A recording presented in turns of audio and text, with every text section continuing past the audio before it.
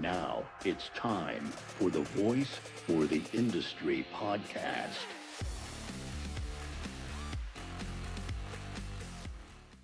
Hello. All right, Chris, I'm really looking forward to everybody hearing our podcast with Evan Unick of Octane Insights. Pretty fascinating stuff. Yeah, it's a great episode. Very interesting to learn about how he's grown into his own entrepreneurship. That's one great thing about this industry is you had a lot of people that work for other companies and things, and then they decided to start off and do their own thing. And I think it really brings a lot of value to the industry because you have people that are helping other companies with the experience of working in a company rather than coming in kind of from the outside, which is what a lot of consultants do in other industries. So I thought that's pretty fascinating. Yeah, I know. Like for you, who used to be someone in pest control, we always go to you for your experience. So it is helpful. Yeah. And I think he's going to do a really good job of helping business. He's got his Prism framework, and we'll let him talk about what that is. But how he knows a lot of the things that companies don't do so well and can help them learn how to do things the proper way and do better. Yes. Plus the importance of documentation and delegation. He goes through all of that. Yeah, that's hard to do. Not a lot of people are good at that. And then, of course, we had a really fun game at the end. It was a head-to-head challenge, host versus guest, and I'm really excited for everybody to see how that turned out. Yeah, you'll have to stay tuned to see who wins. That's right. Well, let's get to it then.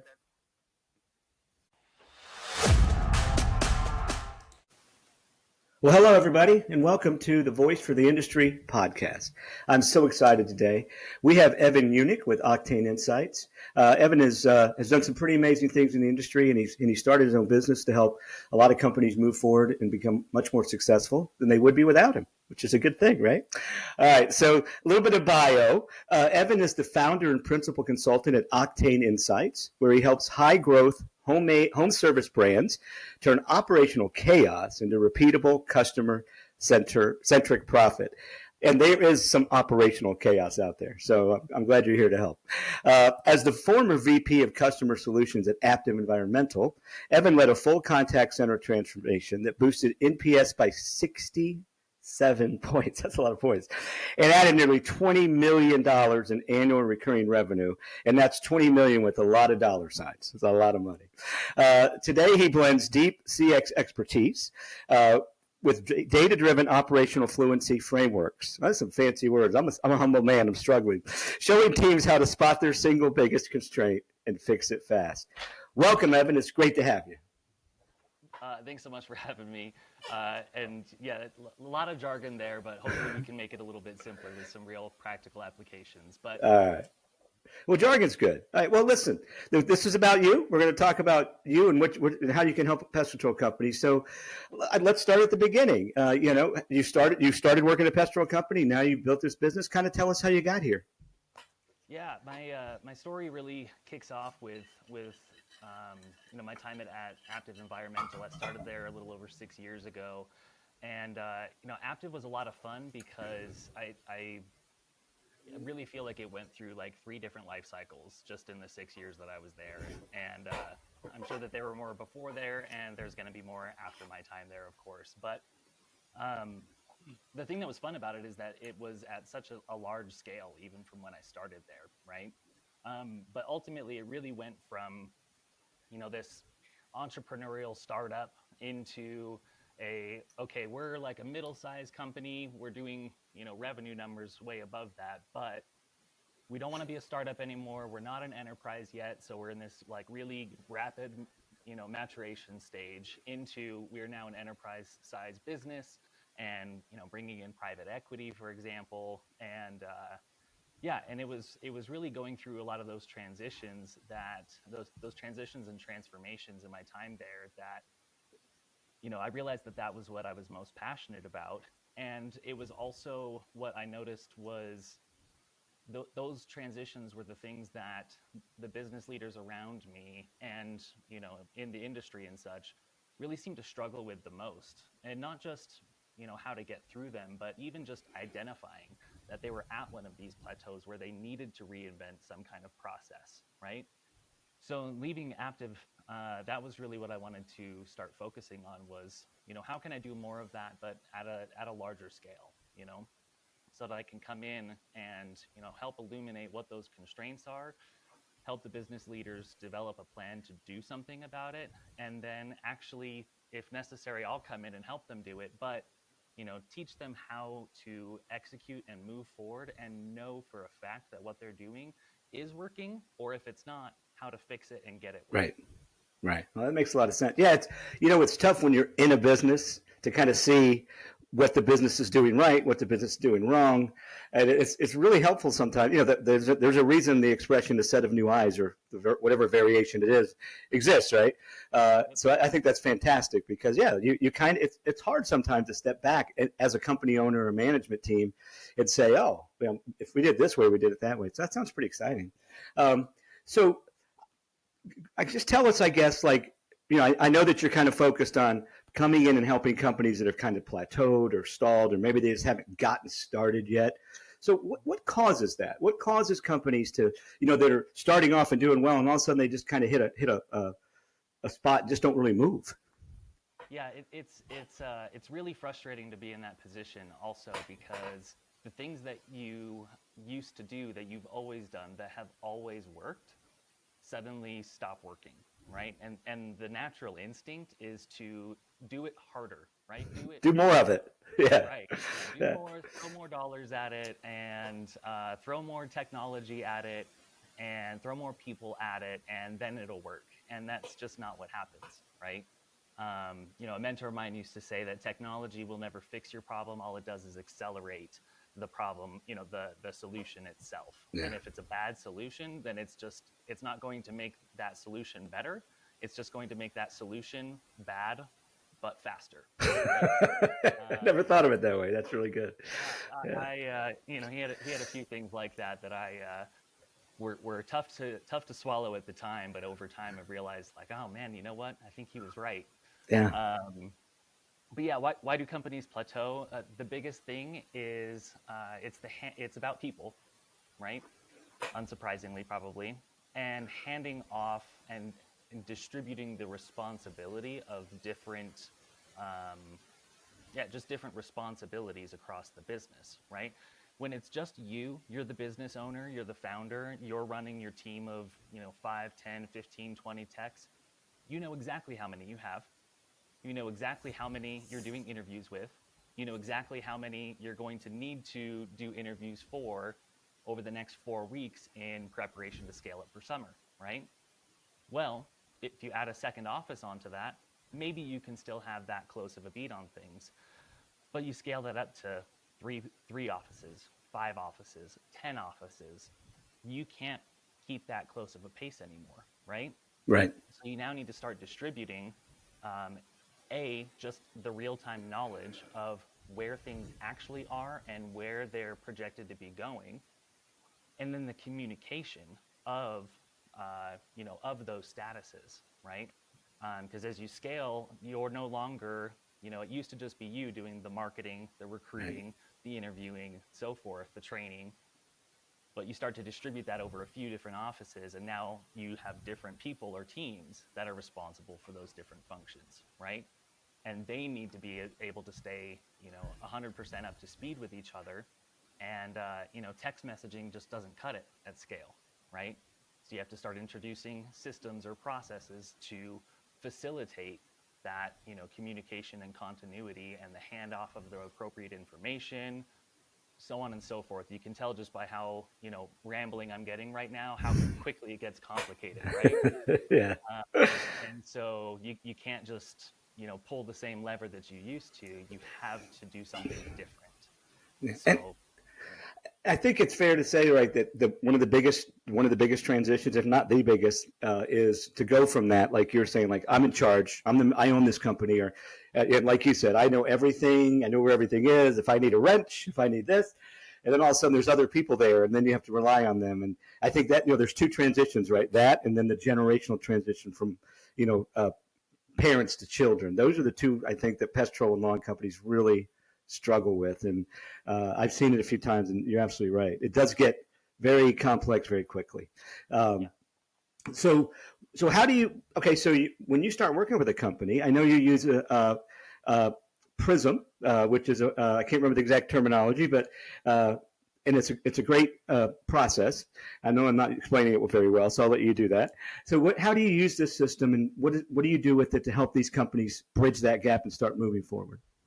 Yeah, the biggest thing, I think most of us are familiar with root cause analysis, right? The 5 whys, and that framework, that process does an excellent job at really nailing down the what, right? What exactly is the problem, right? The issue is that's where most discovery sessions die. I've identified what, but I have no idea what to do about it, or the solution, like what I know would fix it, feels impossible. As soon as I start thinking about it, my brain starts thinking of all the reasons why that won't work, right? Right. Well, that's what Prism is really meant to help add clarity to, is, you've got the what, great, now, how, right? And the biggest thing here is it's the root constraint analysis, right? So that's really the the P is probe perspectives, right? Let's get a full picture of what's going on in the business, and the R is reveal root constraint. And so an exercise that where this R, when I was building out this framework, where the R came from was actually an exercise that I used to do with my teams all the time. If any of them listen to this podcast, they'll laugh because they'll know exactly what I'm talking about. But I would start the conversation with, let's remove all of the constraints, right? All of the reasons, all the roadblocks, all the reasons why this solution wouldn't work. Let's just set those aside and we'll layer those back in. But we have this problem. We know it's the root cause. What would be the ideal solution? If we could just wave a magic wand and say, this is what we're going to do moving forward about this problem, what would that be? Okay, great. Now, what are the things that hold that back, right? And what can we do about them? And that's where, the I comes in with, let's illuminate the impact. If we could solve it in this way, what would that look like? What would that mean for the business? S, shape scalable solutions, and M is, measure and mobilize. But it's really revealing that constraint. And, not to get too rambly here, but if you look at all of the tech, You can ramble. It's okay. You can ramble. Yeah, that's why we're here. Yeah. But I love thinking of analogies in the real world, right? And one analogy that comes to mind repeatedly when I think about this, root constraint analysis is internal combustion engines, right? The technology existed for quite some time before we could ever do anything about it, right? And the thing that was holding them back from being able to be used is cooling systems, because it turns out if you explode something in a closed space, it gets really hot. Really? Who knew that? Yeah. Engine blocks will melt if you don't do something to keep it cool. And we didn't have a solution for that. But as soon as we did, now all of a sudden we can keep the engine blocks cool enough for them to actually be used in functional ways. Hey, what if we strapped wheels and a seat to one of these engines, and voila, we have the automobile, and human society is forever changed. Right. But yeah. that constraint, all that was holding this amazing solution back was just cooling. How do we keep the engine block cool enough for it to run at a couple thousand revolutions per minute? Right. And we see that all over the place all the time, that there's just that one missing ingredient that if we just figured out if we could just solve this one thing, then the potential energy that we would unlock would be massive, massive, massive. And I don't know about anybody else, but I love an excellent ROI. And if I can put in this much effort and unlock this much value, then you have my attention. So that, just where's the constraint and what can you do about it? I was very excited listening to you, because I have, when you said, like, people, you can identify the what and then nothing happens. I have sat through So many of these meetings where you have a group of people and you have the white book, the paper, and they put it up on the wall, and everybody, I remember we had one meeting. So I'm getting so excited, I hit my microphone, and it was like, all the money and time bringing all the management team in, and we spent 2 days going, and we came up with this list of like the top 5 things to make the company better, right?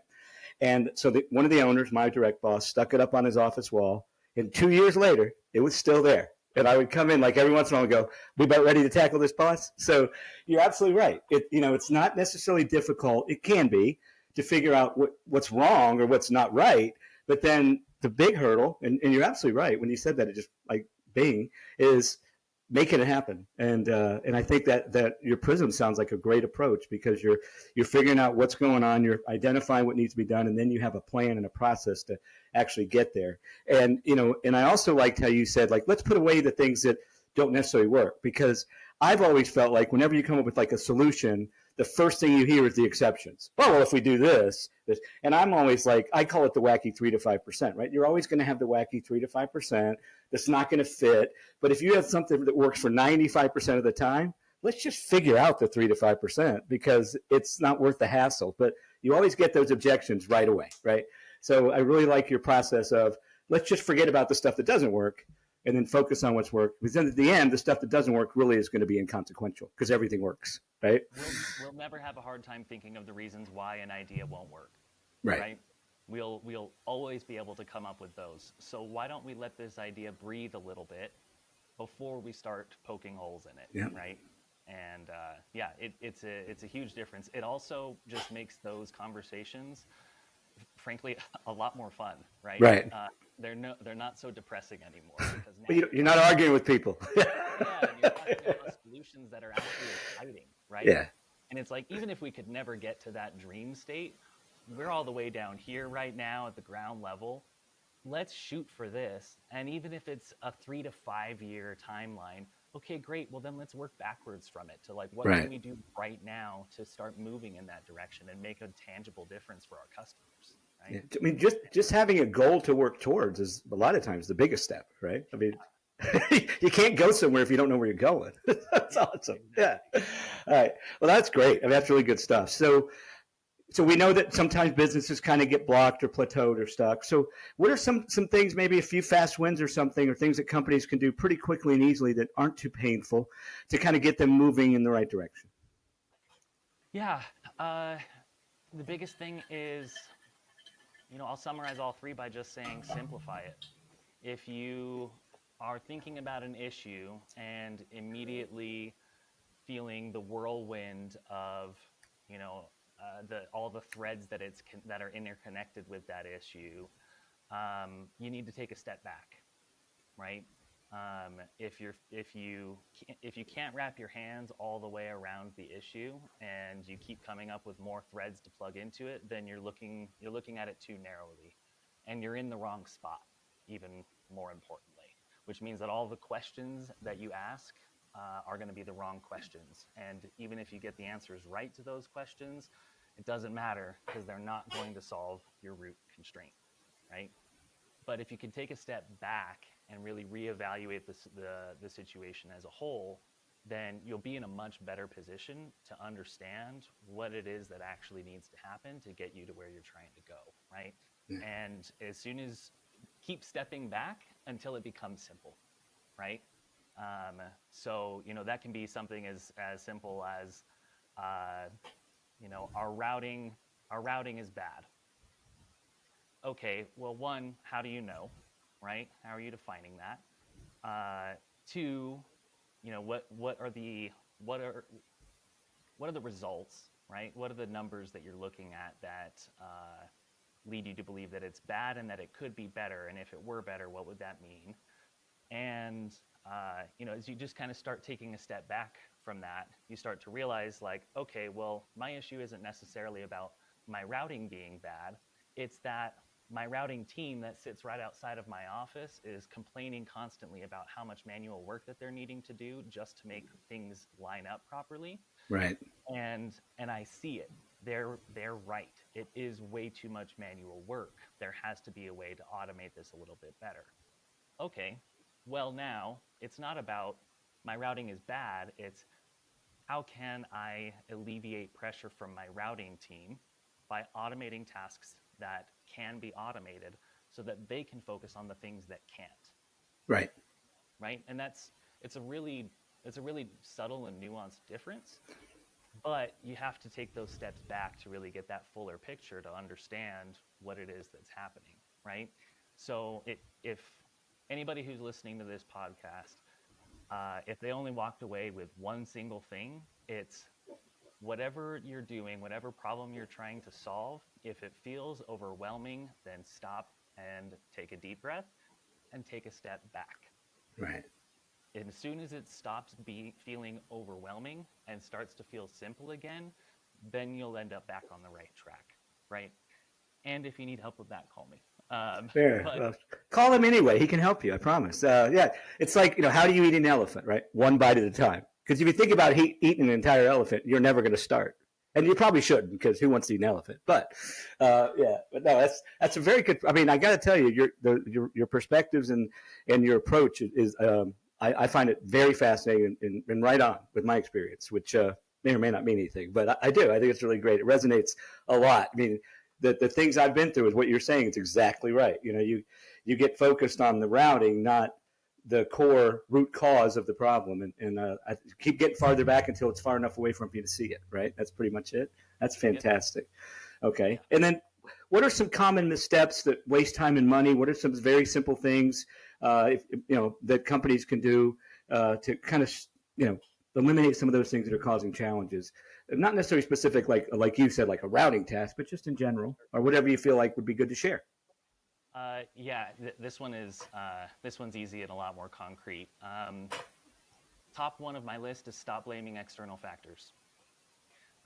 The go-to knee-jerk reaction of, and this is myself included, so this is as much self-incriminating as anything else, but it's so easy to blame things like not having the right talent, not having the right resources, market conditions being the driver for all of your woes, rather than focusing on your own internal adaptability, right? Those external factors, whether they are or they aren't the driver for your problems, either way, it doesn't matter because you can't change them. So why are they part of your process, right? Right. Focus on how can you be more adaptable and agile, right? That's one. Another one is symptom chasing. A lot of times this ends up getting described as firefighting, especially during the busy season.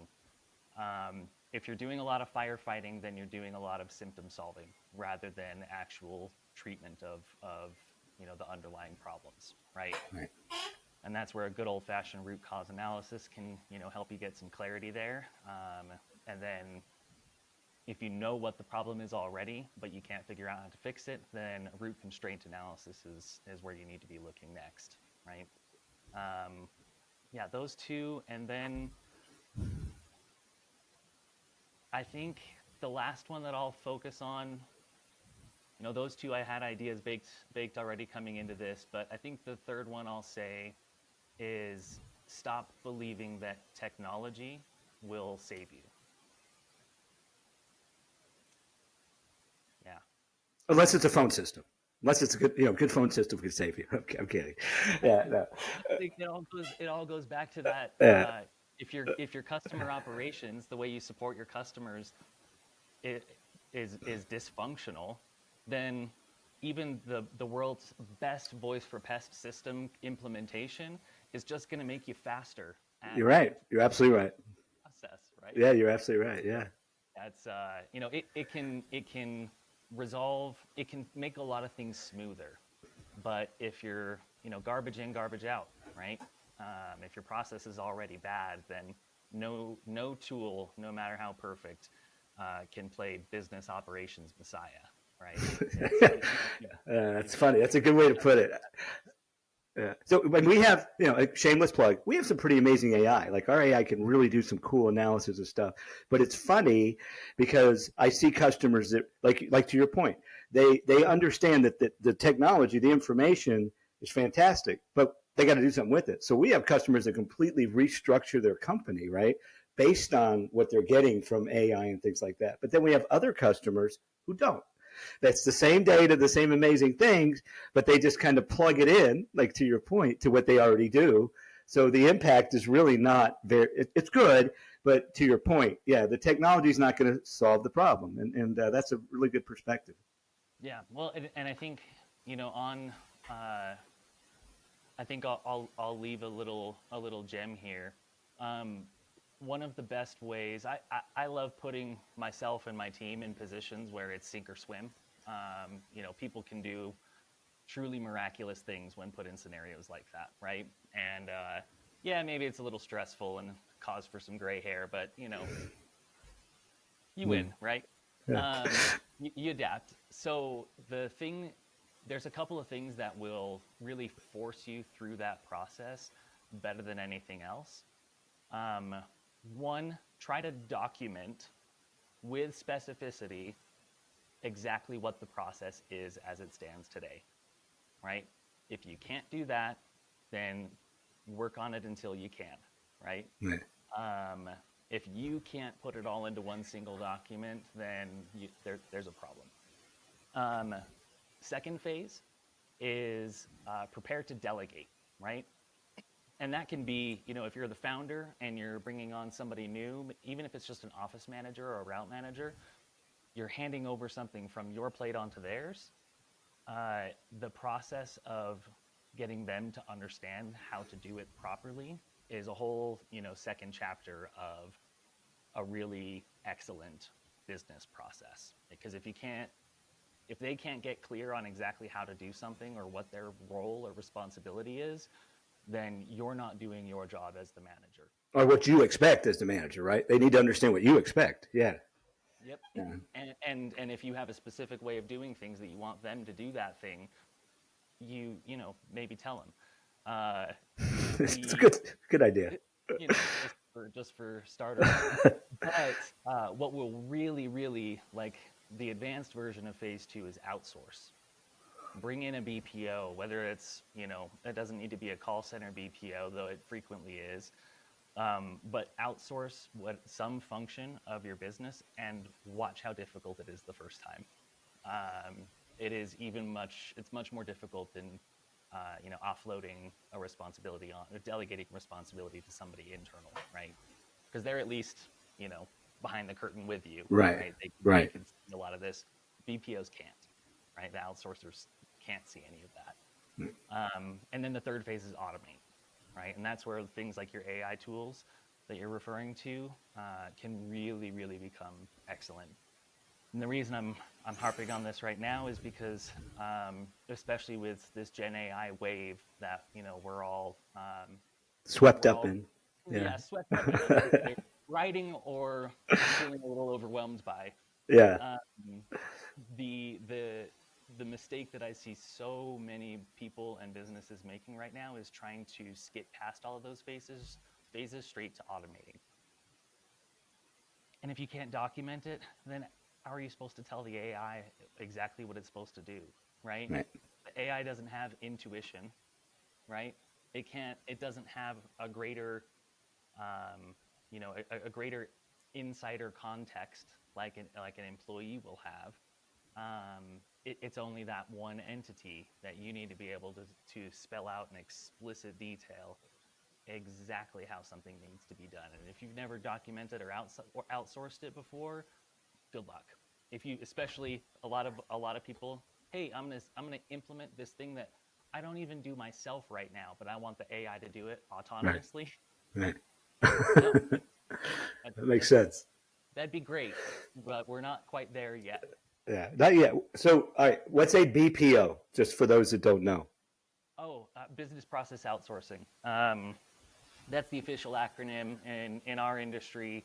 It almost always means some type of call center outsourcing or back office administrative work outsourcing. Okay. All right. So, all right. That makes sense. So outsourcing the work. That makes sense. All right. Well, this is just fantastic stuff. I mean, I really appreciate your perspective and the things you say really resonate with me. So we're at the point where this is open mic for the guests. Any other topics you want to talk about? Anything we missed? Anything you want to polish up? It's totally up to you. Yeah, that's a great question. I feel like I spent a lot of time on my soapbox today on a couple of those points. Good. I don't know if there's anything I'd like to add besides, what I'm focusing on right now. If any of the things that I've talked about or said have resonated, especially if it's been let's say a more painful or poignant kind of resonance, just know, like, you're not alone. Nope. I'm basing the whole business off of that mutual experience. But two, the thing that I'm trying to focus on is what are things that I can put into people's hands so that they can help themselves, right?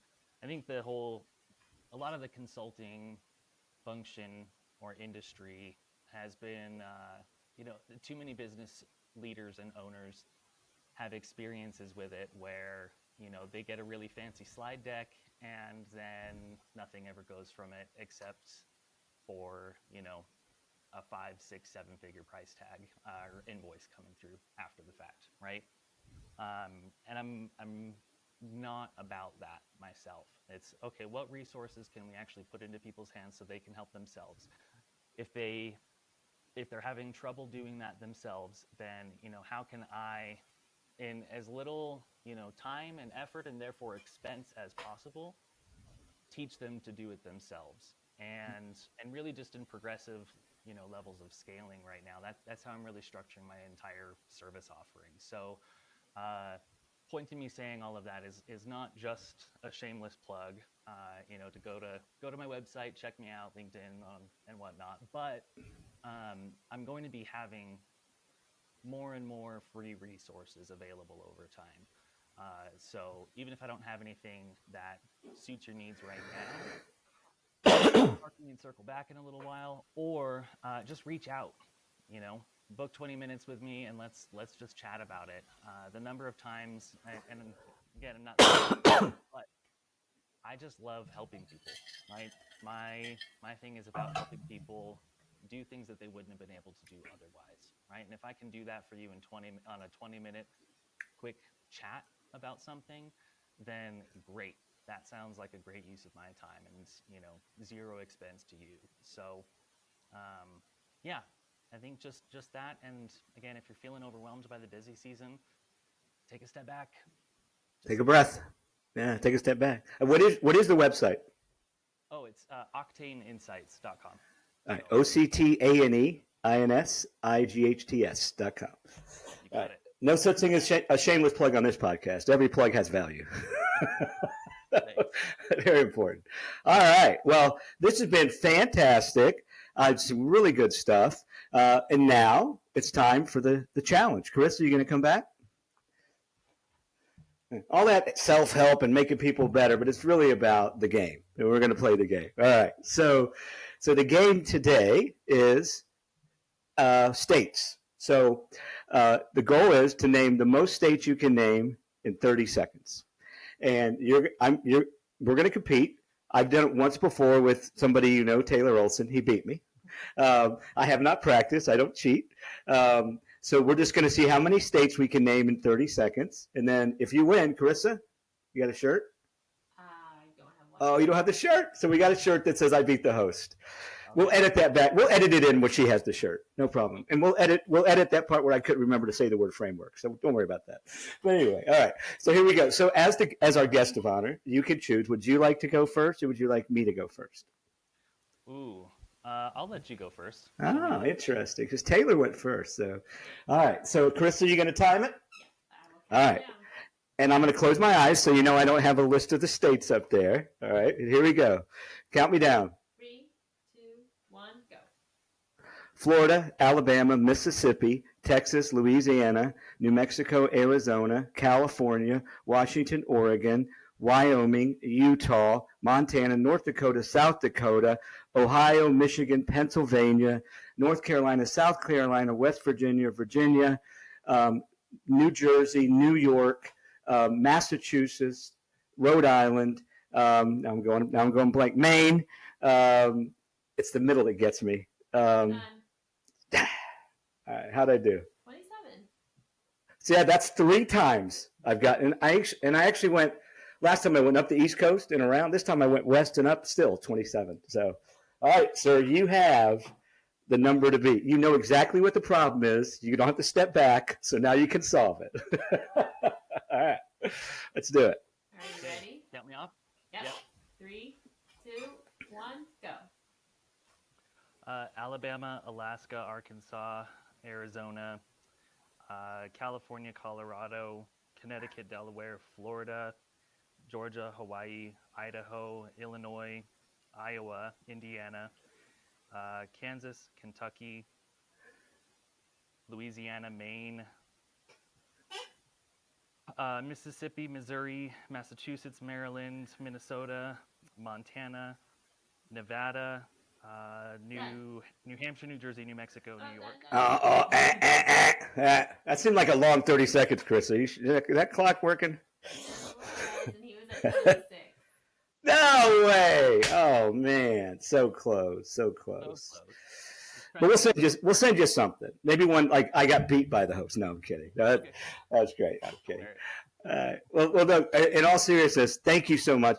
I really, honestly enjoyed everything you said. I think you have a great perspective. I think the tools you offer are right on. You know, I'm old. I've seen a lot of this stuff, and I think your approach is really what companies need. So if you are listening to this podcast, please reach out. Octane Insights, Evan Unick. I think he can help you. Thank you so much. It's been a pleasure. Yeah, likewise. I really appreciate you guys giving me the chance to come on and talk about a couple of things. You got it. And then later on, once you kind of got things moving forward and settled, we'll come back together and kind of see how things are going and where things are then. I'd love to do that. Yeah. All right. Well. Sounds good. All right. Well, everybody have a great day. Thank you for joining us. See you next time.